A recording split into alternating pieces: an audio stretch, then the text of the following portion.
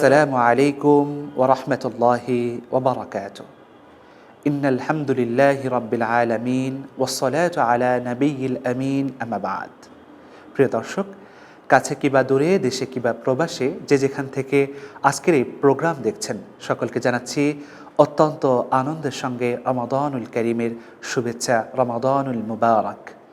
আলহামদুলিল্লাহ, থুম্মা আলহামদুলিল্লাহ।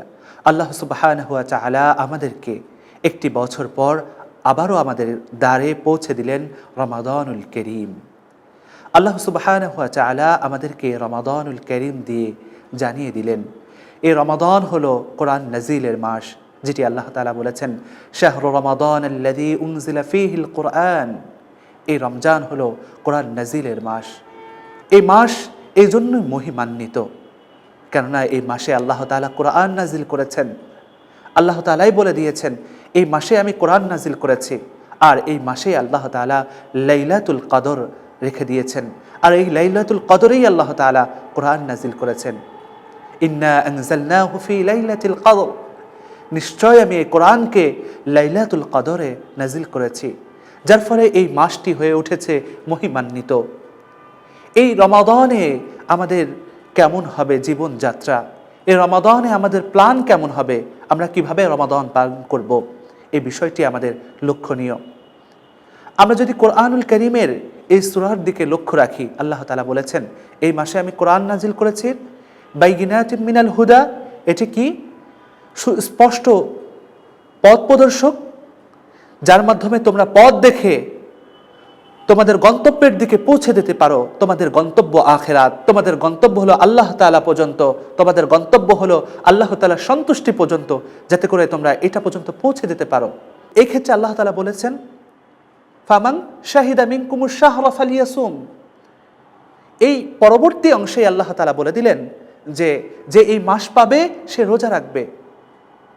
তবে এই রোজা রাখার ক্ষেত্রে সে কি লক্ষ্য রাখবে সেটি কিন্তু আল্লাহর নবী সাল্লাল্লাহু আলাইহি ওয়াসাল্লামের হাদিসে মুবারাকার দিকে লক্ষ্য রাখলে আমরা দেখতে পাই, এবং বিভিন্ন তাফসীর গ্রন্থের দিকে লক্ষ্য রাখলে আমরা দেখতে পাই এই আয়াতের তাফসীরে আল্লাহ তাআলা কি বলতে চেয়েছেন, কি বলেছেন, কেমন প্ল্যানিংয়ের কথা বলেছেন, কেমন রমাদান কাটাতে হবে সেই বার্তা দিয়েছেন। আসুন আমরা একটু হাদিসের দিকে লক্ষ্য রাখি। নবী করিম সাল্লাল্লাহু আলাইহি ওয়াসাল্লামের অসংখ্য হাদিস গ্রন্থে একটি বিষয় স্পষ্ট হয়েছে যে নবী করিম সাল্লাল্লাহু আলাইহি ওয়াসাল্লাম যখনই রমাদানে প্রবেশ করেছেন, রমজান মাসে নিজেকে পৌঁছাতে পেরেছেন, তখন তার আমলের প্যাটার্নগুলো ছিল ডিফারেন্ট।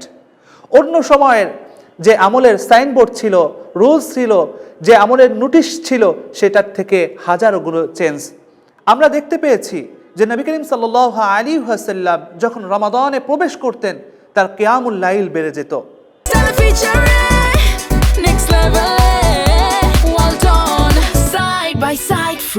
যে কিয়ামুল লাইল করে, আল্লাহর কাছে শেষ রাতে উঠে কান্নাকাটি করে, সে মাকামে মাহমুদের মেহমান হতে পারে। এজন্য আমাদের এই রাতের করণীয় হলো বেশি বেশি তাহাজ্জুদের সময় কাটানো।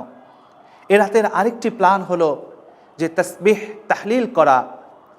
তাসবিহ তাহলিলের মধ্যে উত্তম তাসবিহ হলো কোরআন তেলাওয়াত করা, কেননা তো এটা কোরআনের মাস। কোরআনের সঙ্গে নিজের সম্পর্ক গড়ে তোলা। আমরা শুধু আল্লাহর গ্রন্থ সম্মান করি আর রেখে দিই, আর বলতে থাকি যে কোরআনের মাস, নিজের আমলের মধ্যে এর ছিটি ফোঁটা আমরা দেখতে পাই না। অথচ প্রকৃত মুমিনরা, সালাফরা, সাহাবিগণ এবং নবী করিম সাল্লাল্লাহু আলাইহি ওয়াসাল্লাম নিজের স্বীয় কোরআনের প্রতি যত যত্ন দিয়েছেন এই মাসে, অন্য মাসের দিকে লক্ষ্য করলে আমরা সেটা পাই না। হাদিসে এসেছে নবী করিম সাল্লাল্লাহু আলাইহি ওয়াসাল্লাম কোরআনের দাহর করতেন কার সঙ্গে? ফেরেশতার সঙ্গে। অন্য মাসের তুলনায় এই মাসে কোরআন বেশি পাঠ করতেন এবং ফেরেশতাদেরকে শোনাতেন, একে অপরকে কোরআন শোনাতেন। আমরা এই কোরআনে শিখতেও চাই না। কোরআনে আল্লাহ কি বলেছেন? মুমিনকে আল্লাহ কোরআন দিয়েছেন, কিন্তু আল্লাহ তাআলা কি বলেছেন এই বার্তাটা আমরা একটু পড়ার চেষ্টা করি না। আমরা দেখি কোনো মা যদি সন্তানের অপেক্ষায় প্রহর গুনতে থাকে আর সন্তান অপর দেশে পাড়ি জমায়, তখন মা চায় সন্তান কখন আমাকে একটা মেসেজ দিবে, কখন আমাকে একটা বার্তা দিবে, আমার সন্তান কেমন আছে, কি বলছে, কি শুনছে। মা কিন্তু পাগল পারা হয়ে যায়। অনেক মা ওই মেসেজ পড়ার জন্য শিক্ষা গ্রহণ করতে শুরু করে। হাজারো নজির আমরা দেখতে পাই। কিন্তু আল্লাহ তাআলা আমাকে একটি বার্তা দিলেন, একটি মেসেজ দিলেন, আমার জীবনের গাইড দিলেন, কিন্তু সেই বার্তা, সেই মেসেজ সম্মিলিত গ্রন্থ আমরা পড়ে দেখার চেষ্টা করি না। তাই এই রমাদানে আমাদের আরেকটি প্ল্যান হবে, কমপক্ষে আল্লাহ কোরআনে কি বললেন, এটি কোরআন আমরা জানি, কোরআনে কি বললেন আল্লাহ তাআলা, সেই বিষয়টি একটু পড়বার চেষ্টা করা, এই তাফসিরের দিকে একটু লক্ষ্য রাখা। আমি পুরো কোরআন পড়তে পারবো না, আমি একটি সূরা নির্ধারণ করি যে আমার সময়ের মধ্য থেকে জীবনের অনেক অধ্যায়গুলো আমি পার করেছি, অনেক বই আমি কষ্টসাধ্য করে শেষ করেছি, কিন্তু আমার যে গ্রন্থ না পড়লেই নয়, যেটি আমাকে পড়তে হবে, সে গ্রন্থ আমি চেষ্টা করিনি। তাই এই রমাদানে যেন আমরা কমপক্ষে একটি সূরা নির্ধারণ করে তার তাফসীর পড়ি, আল্লাহ কি বলেছেন সে বিষয়গুলো জানি। তৃতীয় প্ল্যান হবে, এই রমাদানে যেন আমরা অনর্থক সময় না অপচয় করি। আমরা দেখি অন্য সময়গুলো, অন্য মাসগুলোতে কখন কি করছি টাইম মেনটেন নেই, আমরা রুলসের মধ্যে থাকি না, যখন যেটা ইচ্ছে হচ্ছে তখন সেটা করছি। ভাই, এটি আপনার প্লাস পয়েন্টের মাস, আপনি যা করবেন অন্য মাসের থেকে 70 গুণে বেশি। এই গুণটাকে তো এইভাবে নয়, এই গুণটাকে আল্লাহ তাআলা অনেক অংশে বাড়িয়ে দিয়েছেন। তো আমি কেন অফারকে গ্রহণ করব না? আমাকে যদি অফার করে আজকে বুফে খাওয়ানো হবে, আমাকে যদি অফার করে আজকে এই শপে সমস্ত কিছু দেওয়া হবে 70 গুণের থেকেও বেশি, তাহলে কি আমি যাব না? দুনিয়ার অফার আল্লাহর অফারের চেয়ে কি বড় হয়ে গেল? আমি না আপনি মুমিন, মুমিনের কর্তব্য হলো আল্লাহ তাআলার অফারকে লুফে নেওয়া। এটা আমার লাইফের জন্য, শুধু চোখ বন্ধ করলেই আমি পেয়ে যাব এবং দুনিয়াতেও পাবো। এজন্য আমাদের প্ল্যান তৃতীয় হবে যে সময়ের কদর করা। আমি অফিস করছি, অফিসের এই সময়টুকু আমি কাজ শেষ করে এই 20 মিনিট আমি তাসবিহ পড়ব। আমি অফিস করছি, অফিসের এই কাজটুকু একটু আর্লি করে আমি নামাজ আদায় করব। আমি এতটুকু অর্জন করে নিজের জন্য মুনাফা হিসাবে রেখে দিচ্ছি, এর থেকে আমি এতটুকু বাঁচিয়ে মানুষের জন্য সাদাকা করব। এই বিষয়টি আমাদের লক্ষণীয়। আরেকটি বিষয় আমাদের প্ল্যানে আসবে, গত বছর আমরা কি করতে পারিনি রমাদানে? আমি ঠিকমতো তারাবি পড়তে পারিনি, আমি ঠিকমতো ইফতার করতে পারিনি, ঠিকমতো আমি মেসেজগুলো আল্লাহ তাআলা যা বলেছেন পড়তে পারিনি, ঠিকমতো আমি সাদাকা করতে পারিনি। এইটা যেন এই রমাদানে না হয়, এই বিষয়টিও লক্ষ্য রাখা। এবং অসহায়, দুস্থ, অভাবী এবং আত্মীয় স্বজন, বাবা মা সহ যারা রয়েছেন তাদের খোঁজখবর নিতে পারিনি, এই রমাদান যেন এটা না হয়। এই রমাদানে যেন আমি প্রত্যেকের খোঁজখবর কমপক্ষে 5 মিনিট হলেও যেন তাদের সাথে খুশ গল্প, ভালো বার্তা দিয়ে করতে পারি।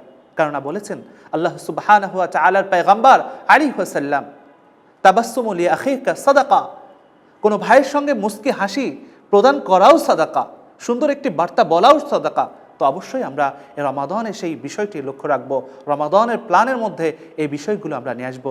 তাহলে আমাদের রমাদান হবে সুখকর রমাদান, আমাদের রমাদান হবে পবিত্রতার রমাদান, আমাদের রমাদান হবে বরকতময় রমাদান।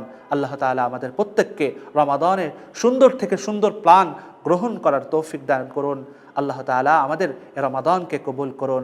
এখানেই শেষ করছি এবং পরবর্তী আমন্ত্রণ দেখার আহ্বান জানিয়ে সবার কাছে রমাদানের খুশ বার্তা পেশ করছি।